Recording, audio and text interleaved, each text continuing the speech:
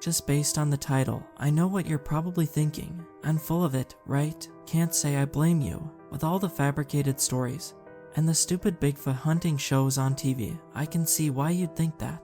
But as absurd as it sounds, the story I'm about to tell you is 100% true. Don't believe me? Fine, you're entitled to your opinion. But I'm an old geezer who just learned how to use a smartphone last year. I can assure you, I have absolutely nothing to gain from internet clout, as my son calls it. So, without further ado, here we go. The year was 1987. I was a 28-year-old college dropout, with no girlfriend, no job, a steadily declining bank balance, and the looming threat of being kicked out of my parents' house if I didn't get my stuff together. So what did I do? I went camping, alone. Yeah, save me the lecture. I know how reckless that was, venturing into the forest with 3 days' rations of beef jerky and granola bars. Not my brightest moment, but if you haven't caught on already, I wasn't exactly the brightest crayon in the box. I pulled into the parking lot at the head of Winding Arrow Trail in Appalachian National Park. Don't bother looking it up. I changed the name. I know that if I gave you the real location, dozens of Sasquatch enthusiasts would flood the area seeking out their claim to fame. Well, tough luck. As I slammed the trunk of my worn-out 71 Chevy Vega, I breathed in the crisp autumn air. The leaves on the trees were a beautiful cocktail of reds and oranges and yellows. Birds of all kinds sang their songs, and bushy-tailed squirrels bounced along in search of acorns. I couldn't have asked for more perfect weather. I didn't sense anything out of the ordinary until about 4 hours into my hike. I was well into the forest, and even though I swore that I was alone, I couldn't shake the feeling that I was being watched. It was only then that I realized what a terrible mistake I'd made.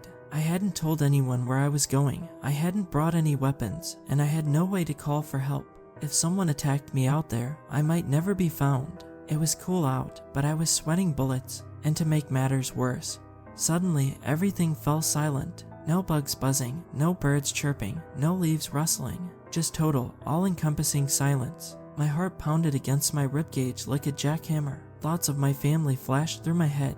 What was I doing? I was a 28-year-old man, but I'd run away from home like an angsty teenager. My parents would never know what had become of me. A single tear trickled down my cheek at that realization. Then, I was snapped from my reverie by a sound. A bush was rustling less than 20 feet from me. I froze. The silence, the eerie ambience. My eyes grew wide as dinner plates. That usually only meant one thing. There was a big predator in the area, and I was about to come face to face with it. Suddenly, the bush stilled. 2 luminescent, yellow eyes appeared amidst the leaves. My stomach dropped into my toes. We were stuck there, this thing and I, trapped in a sickening staring match. I can't even begin to describe the dread that consumed me in that moment.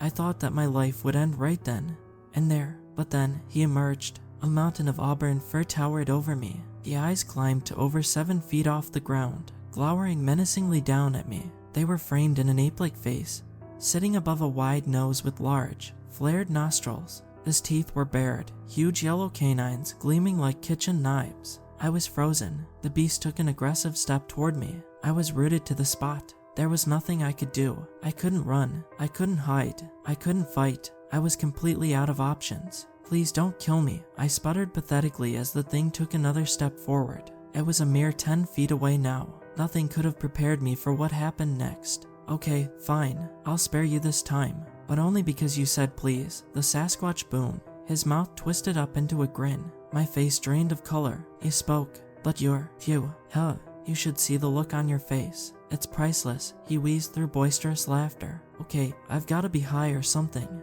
Maybe some weird kind of mushroom spores. This can't be real. The Bigfoot struggled to compose himself, but eventually, he wiped the tears from his eyes and suppressed his giggles. Still think you're tripping, buddy? Nope, I'm real as the ground you're standing on, he said, slapping me playfully on the back. The impact sent me flying forward. I crashed to the earth, taking dirt and leaves to the face. Oh, alright, I get it. Just don't do that again, I whined, caressing my throbbing cheek. Sorry, man, too strong for my own good, I guess. Here, I'll help you up, he offered, extending a massive, leathery hand to me. I reluctantly accepted it. He effortlessly pulled me to my feet. I gazed up at him as he began to shake my hand. Sorry about that. Must have scared you. The name's Mark. Yeah, don't worry about it. I'm Daniel. Nice to meet ya, Daniel. Mark could sense that I was still uneasy. He sighed, taking a seat on a nearby rock.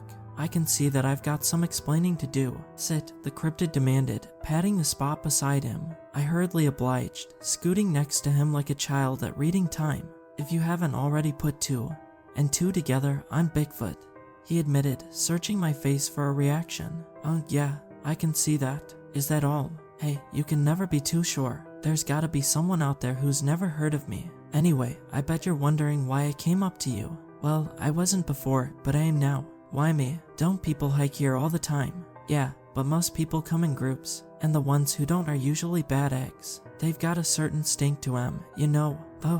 So as I was saying, you don't have that smell, so I decided to test out my social skills. It's been so long since I've interacted with anybody that I was starting to lose my mind.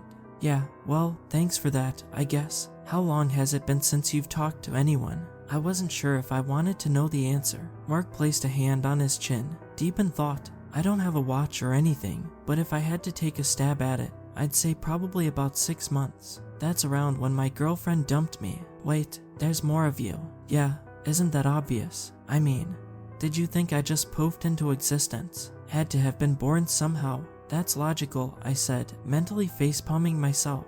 So, what exactly do you need me for if there's more Sasquatches out there? Well, Mark said, rubbing the back of his hairy neck, I'm kind of on the lam right now. Can't really show my face, or they'll rip me limb from limb, he confessed, chuckling nervously. My jaw fell open. You're a fugitive. What the hell did you do? You don't want to know. I've got a screwed up past. He shuddered, a chill rippling through his gargantuan body. But I'm trying to turn a new leaf. Okay, well, good luck with that, brother. It was nice talking to you, but I think I'm gonna get going, I said, standing to leave. Wait, Mark shouted, shooting out an arm to stop me. What's up? He stared at the ground, drawing in the dirt with his big toe like a toddler would. Do you mind if I tag along? It's lonely being an outlaw. I pondered it for a moment. Truth be told, I still wasn't entirely convinced that I wasn't high as a kite. I didn't exactly want a 7'8" man following me around, but what choice did I have? Mark could snap me like a twig, and he wouldn't even give it a second thought. It seemed to me that I only had one option. Sure, you can come, but I'm only staying out here for one night, okay? I've got, work tomorrow evening. Great, better make the most of it, then. Mark and I traveled along the desolate path, taking in the scenery and talking. I'll admit, I was a bit weary of him at first, but the further we walked, the more I began to warm up to the big guy. We continued until we were well off the beaten path.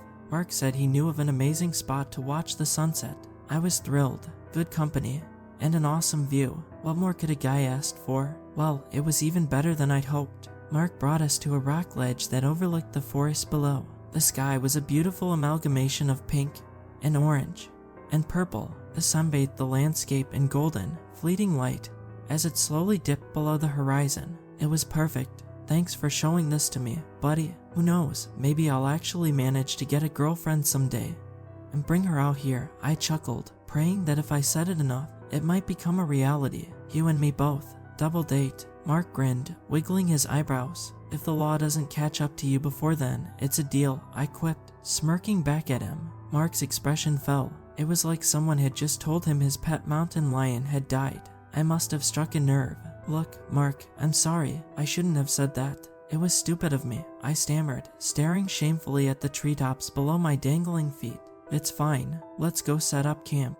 Mark silently led me to a nearby clearing. Before long, his jovial demeanor returned, and he even offered to help me pitch my tent. What a stand-up guy, am I right? As it turns out, I was going to see a much darker side to my furry friend than I ever would have imagined possible. Thanks for helping me set up. Sorry I don't have a bigger tent, though. I feel like an asshole making you sleep outside. Oh, don't mention it. Where do you think I normally sleep?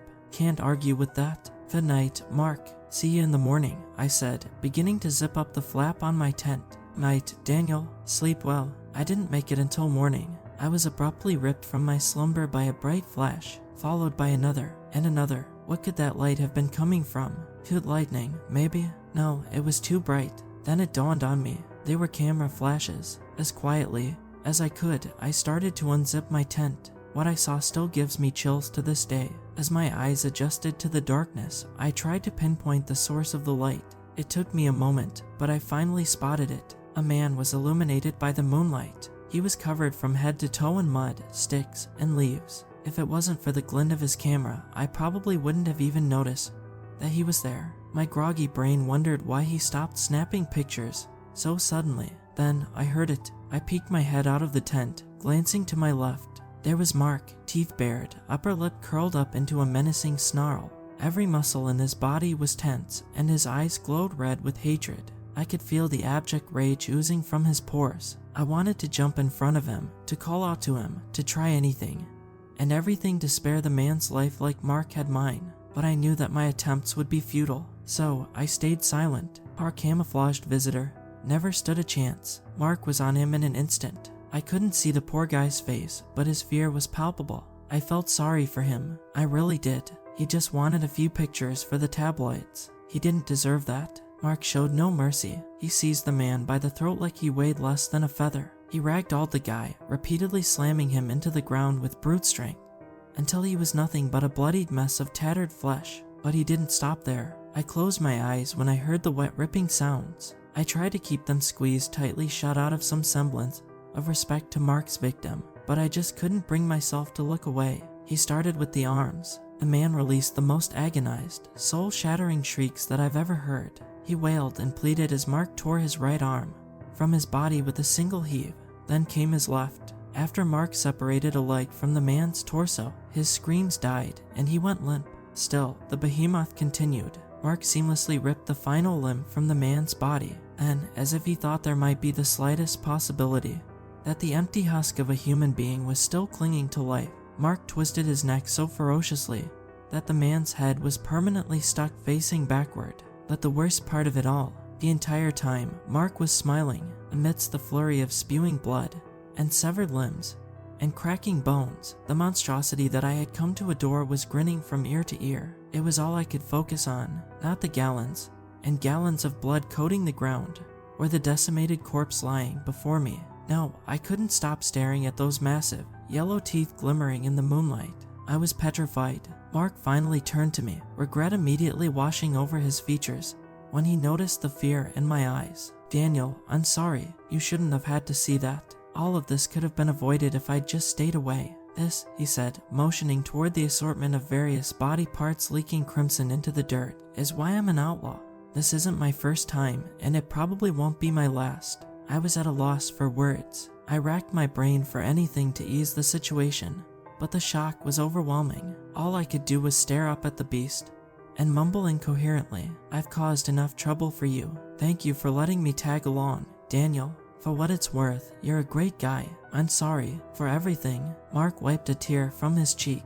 He glanced back at me one last time as he dejectedly trudged into the foliage. And just like that, he was gone. Once he was completely out of sight, I scrambled to pack my things. Adrenaline surged through my system like a drug.